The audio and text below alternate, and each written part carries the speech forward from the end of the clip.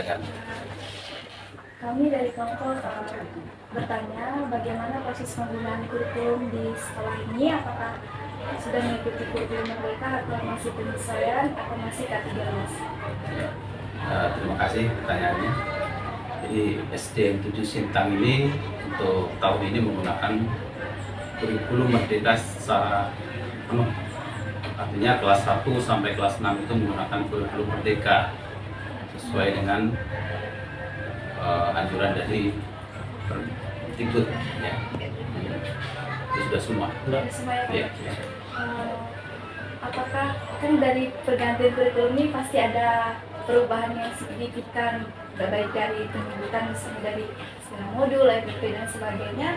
Dari perubahan ini apakah ada kesulitan yang dialami oleh Bapak Ibu Dewan Juri, Pak? Yang pastinya kalau ganti kurikulum itu kan, apalagi sekarang nih ya, dari RPP ke modul ajar, ya itu kan sebuah perubahan yang kalau menurut saya signifikan lah kan, apalagi ditambah dengan nantinya itu ada P5, ya sehingga guru harus menyesuaikan dengan kurikulum yang ada. Tetapi memang kita kan memiliki PMM, jadi nanti arahnya itu ke PMM, ya jadi mereka banyak ambil modul itu di PMM. Tapi ya kalau kesulitan pasti ada kesulitan, karena penyesuaian kan. Iya, benar Pak. Untuk perkembangan peserta didiknya bagaimana Pak? Apakah mengalami kesulitan juga semenjak perpindahan kurikulum? Ya, kalau peserta didik ini kan hanya mengikuti penyampaian dari guru. Kalau kurikulum ini sebenarnya tidak terlalu banyak merubah sih kalau dalam sistem pembelajarannya. Ya, tidak terlalu banyak merubah, hanya gaya belajarnya. Kalau sekarang kan ada namanya harus asesmen diagnostik, kemudian baru setelah di asesmen diagnostik baru pembelajaran diferensiasinya, ya kan? Ya, kalau untuk siswa itu tidak terlalu lah. Yang banyak imbasnya ke guru, dan guru harus merubah ini itu.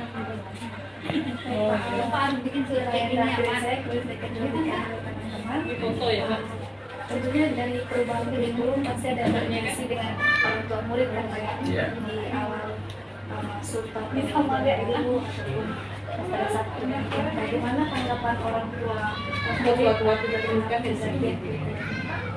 Ya, kalau orang tua karena sekarang ya media sosial ini kan udah banyak ya beredar ini kurikulum ini begini, sehingga orang tua tidak terlalu banyak bertanya. Artinya apa yang menjadi kurikulum di sekolah itu, ditetapkan di sekolah itu mereka mengikuti. Ya, jadi orang tua ya hanya mendukung saja. Tetapi begini, sekarang kan adanya transisi PAUD ke SD, ya kan? Nah, transisi PAUD ke SD ini pembelajaran khususnya untuk kelas 1 2 ini berbeda karena harus mengikuti pembelajaran seperti yang ada di PAUD. Tapi itu kita sampaikan pada saat mengenal lingkungan ini, MPLS, ya. Jadi orang tua sudah banyak mengetahui. Terima kasih Pak. Ya. Silakan. Sejauh mana penerapan atau penggunaan kurikulum Merdeka di sekolah ini? Ya, kurikulum Merdeka karena sudah dilaksanakan 3 tahun ini, jadi begini, teman-teman yang sudah melaksanakan kurikulum Merdeka lebih awal, jadi kami memiliki komunitas belajar di sekolah setiap Sabtu, ya sehingga teman-teman yang sudah duluan menggunakan kurikulum, mereka ini memberikan praktek baik kepada teman lain dengan cara menularkan ilmunya pada saat komunitas belajar yang kami laksanakan setiap hari Sabtu. Ya. Pertanyaan kedua, bagaimana strategi sekolah dalam memastikan bahwa stabilitas kurikulum digunakan untuk meningkatkan stabilitas pembelajaran? Ya, jadi memang ada beberapa strategi yang kita terapkan di sekolah lah ya. Karena penggunaan kurikulum Merdeka ini kan termasuk hal yang baru. Kalau kami bukan sekolah penggerak, tapi kami sudah menerapkan kurikulum Merdeka ini kepada seluruh kelas, ya seluruh kelas. Jadi strateginya, jadi guru-guru yang memiliki kelemahan dalam IT itu akan dibantu oleh teman lain. Kemudian bagaimana cara membuat modulnya, bagaimana membuat CP-nya, ya kan, ya KKTP-nya, itu semuanya kita pelajari dalam komunitas belajar itu, ya sehingga kalau kami lah ya kurikulum Merdeka ya tidak terlalu sulit lah, karena memang di sini ada guru penggeraknya. Ya, itulah yang banyak memberikan praktik baik kepada teman lain. Ya.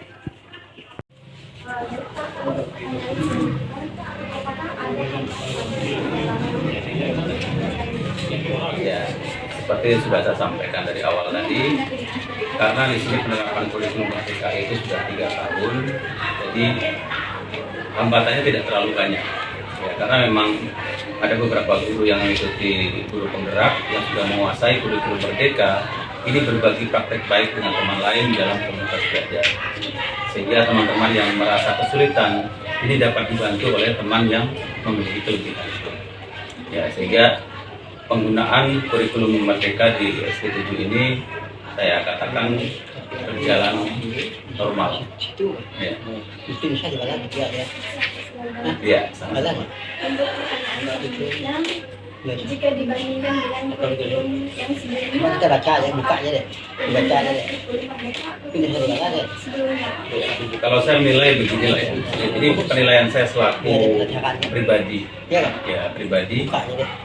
penggunaan kurikulum 13 dengan kurikulum Merdeka ini sebenarnya yang bagus di kurikulum Merdeka. Kenapa? Karena di kurikulum Merdeka ini sudah ditentukan mapelnya. Tapi kalau kurikulum 13 ini kan menggunakan tema. Dalam satu tema ini harus belajar matematika, ya kan, dan lain sebagainya, itu jadi satu. Sehingga itu membingungkan. Bukan hanya membingungkan anak-anak, tetapi orang tua yang kadang mengerjakan tugas di rumah ini kebingungan. Jadi ini seperti apa ini? Tidak diurusan kan? Ya, jadi kalau menurut saya kurikulum Merdeka ini Dia ada sudah berantakan kan? ya, sudah. Ya pun kita. Iya.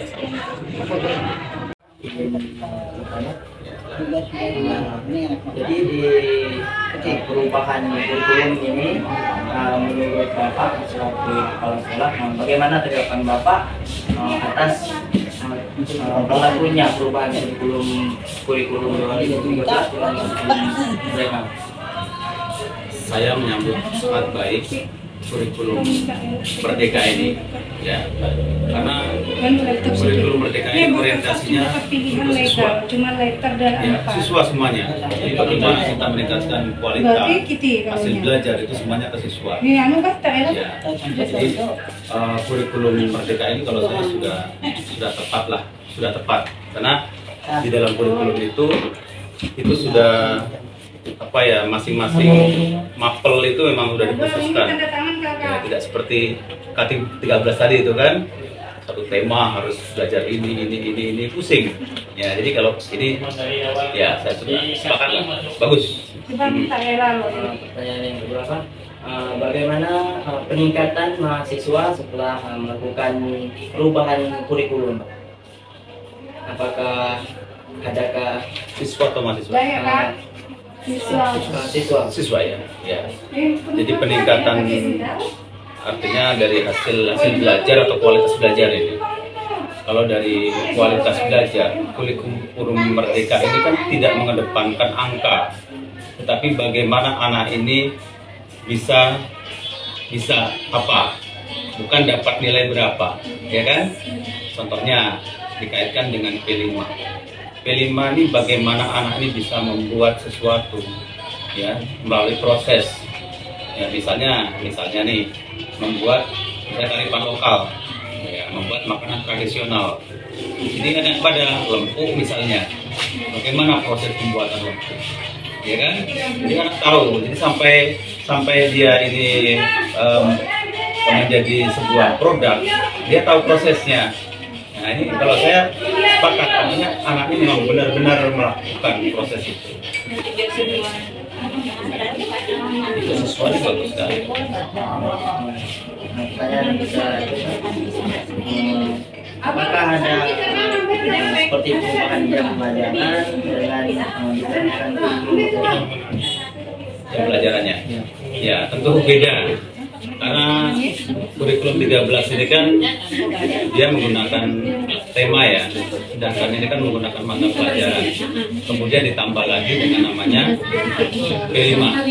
Nah, P5 itu bagian daripada misalnya gini, agama itu 4 jam, tapi 3 jam untuk belajar, yang 1 jam untuk P5. Ya, dalam artian kalau menggunakan waktu itu nggak jauh beda. Nah, waktu lebih beda, kurang lebih. Memang sudah diatur, ada aturan kurikulumnya itu kan, struktur. sekian Ya. Baik, terima kasih Pak atas waktunya. Saya hanya menyampaikan dari pertanyaan dari teman-teman, tadi sudah cukup banyak yang ditanyakan gitu. Nah, kalau saya tadi mau mendengar pemaparan dari Bapak sendiri ya. Tadi Bapak kan ini kurikulum Merdeka ini sudah 3 tahun ya. Iya. Nah, sementara di SD 07 Sintang ini secara fullnya diterapkan di tahun ini. Iya. Ya. Untuk tahun kebelakangannya kemarin Pak, apakah sudah diterapkan misalnya dari kelas 3 atau sampai kelas 6 gitu Pak? Oh iya. Terima kasih. Jadi tahun sebelumnya itu kan tahun pertama itu penerapannya di 14. Tahun kedua itu kelas 2 dan 5. Nah, di tahun ketiga ini kelas 3 dan 6. Sehingga pada tahun ini memang semuanya sudah menggunakan kurikulum Merdeka. Ya, jadi kurikulum 13 goodbye ya. Ya. Baik Pak. Nah, tentu di dalam kurikulum Merdeka ini kan kita nih serba dituntut, misalnya harus terbiasa dengan gadget, IT gitu ya Pak ya. Nah, apakah ada kesulitan atau tantangan tersendiri nih? Karena kalau kita lihat di SD ini kan masih agak terbatas penggunaannya, khususnya para siswa. Beda dengan SMP dan SMA kayak. Nah, apakah ada kesulitan atau tantangan tersendiri Pak? Ya. Pastinya ada kesulitan dalam penggunaan IT ya. Ya, SD ini menggunakan mouse saja dipegang ke sini, ininya kemana itu kan? Ya, itu salah satunya kesulitan karena kami punya lab komputer. Ya, jadi di semester ini memang kita sudah memprogramkan untuk kegiatan ekstrakurikuler untuk penggunaan teknologi.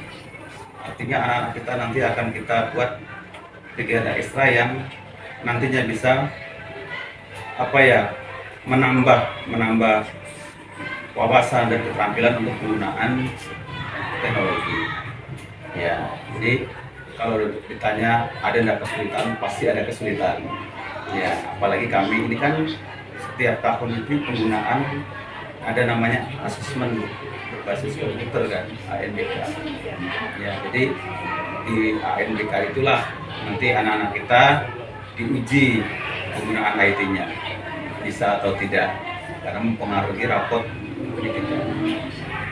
Ya, jadi ada kesulitannya. Makanya kami ada solusi untuk kegiatan. Ini mungkin pertanyaan terakhir. Silakan. Tadi kan di kelas 1 atau kelas 2 kan masih transisi dari PAUD ataupun TK ya Pak ya? Ya. Nah, dalam solusi dalam mengajar ini, mereka ini, apakah ada cara tersendiri Pak? Gitu.